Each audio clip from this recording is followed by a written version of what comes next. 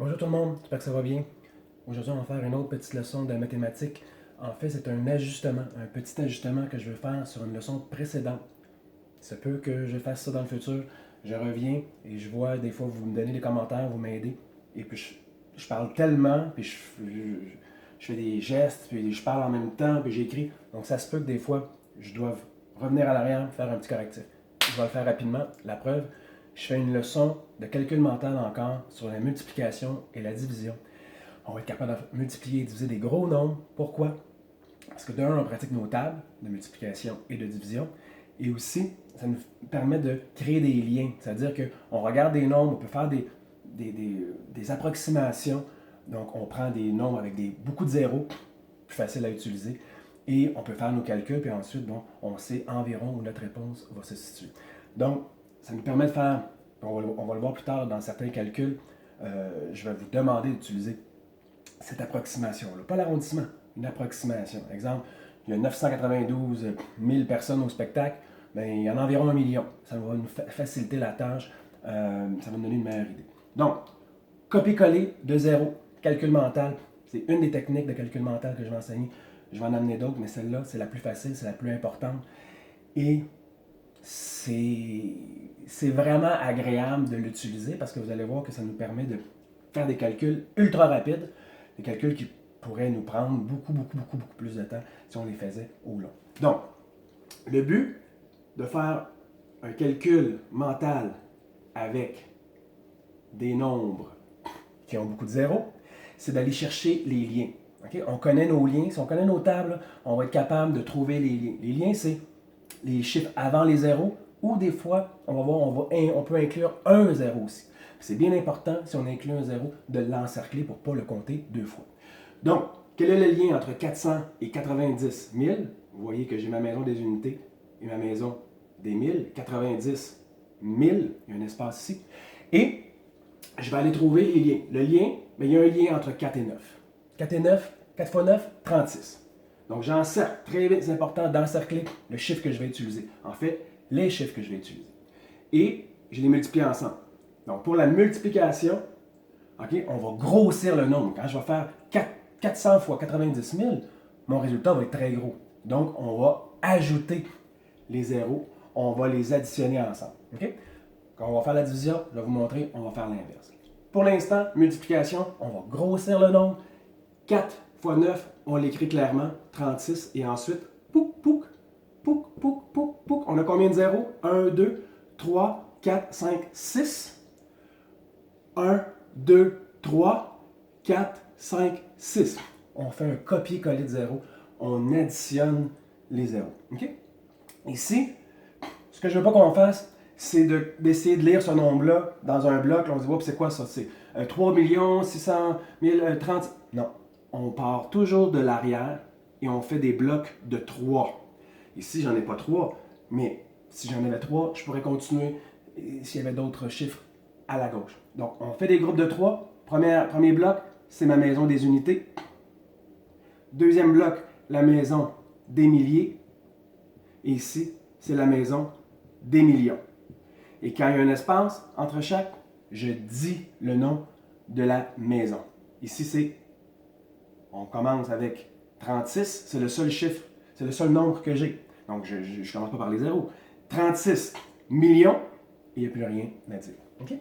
Donc, par la suite, on va faire un autre exemple de multiplication avant d'aller dans la division. Donc, on trouve le lien entre les nombres qui sont au début, en fait les chiffres qui sont au début de mes nombres, on les multiplie ensemble et on ne fait qu'additionner les zéros par la suite. Donc, je peux faire, exemple, 500 fois 8000. Quel est le lien entre 500 et 8000? J'ai un lien, je peux le voir tout de suite. Et ça travaille l'esprit des élèves, dire, oups, souvent je vais leur poser cette question-là. Quel est le lien? On trouve le lien est 5 et 8.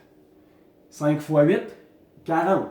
Ensuite, on ne fait qu'additionner les zéros. 1, 2, 3, 4, 5. 1, 2, 3, 4, 5. Pour lire ce nombre-là, on le commence vers la droite puis on le sépare en bloc de 3.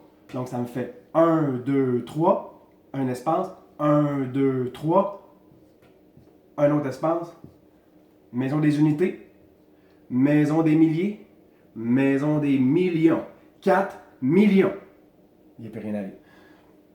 Donc, on voit que le lien est facile à faire. On voit que c'est un calcul utile qui peut prendre 4, 5, 6 à 7 secondes. C'est pas long. Il suffit de connaître nos tables. Pour la division, c'est pas plus compliqué. Au lieu d'additionner les zéros, qu'est-ce que vous pensez qu'on va faire? On va les soustraire. Donc, c'est le contraire de la division. C'est le contraire de la multiplication, c'est-à-dire c'est la division. Donc, on fait la division, boum, boum. Exemple que j'ai, je sais pas moi, je vais prendre un chiffre, un nombre. Non, je peux le faire comme ça. Exemple, on a 9000 divisé par 300. Quel est le lien entre 9 et 3? 3 fois 3, 9. 9 divisé par 3, 3. Mon lien, c'est 9 et 3. Je l'encercle, je fais mon 9 divisé par 3, ça me donne 3. Par la suite, on soustrait les zéros. J'ai 1, 2, 3, 0, moins 2, 0. 3 moins 2 égale 1. Ces deux-là vont venir manger ces deux-là. Il m'en reste juste un. Plouc, et on le dépose ici. Okay? Donc, parfois, le lien va être plus difficile à faire. Okay? Donc, c'est important, si on voit, comme on le voit dans la division, si notre petit diviseur ne rentrait pas dans le bloc où on était rendu, il fallait ajouter un chiffre. Et on allait en prendre un deuxième. Même chose ici que le calcul mental. Donc, exemple, si j'ai, je ne sais pas moi, peut-être 3000 divisé par 150. Et là, je regarde le lien entre le 15 et le 3. Oui, le 3 rentre dans mon 15, mais là, c'est pas ça que je veux. C'est une division. Il faut que je vois combien de fois mon 150 va rentrer dans mon 3000. Donc, combien de fois mon 15 peut rentrer dans mon 3. Il ne rentre pas dans mon 3. Qu'est-ce que je fais dans ce temps-là? On va regarder si le deuxième fonctionne. Et oui, je sais qu'il y a un lien. Le moins important, c'est qu'il y a un lien. Je suis capable de faire un lien puis d'avancer dans mon calcul. Quel est le lien entre 30 et 15? Les élèves connaissent. Plus ils vont avancer, ils vont être capables de faire les liens entre 15 et 45. Ils rentrent 3 fois. Ce n'est pas un problème. Mais c'est un calcul qui est un petit peu plus complexe. On avance un petit peu dans le niveau de difficulté, mais les élèves sont capables de le faire.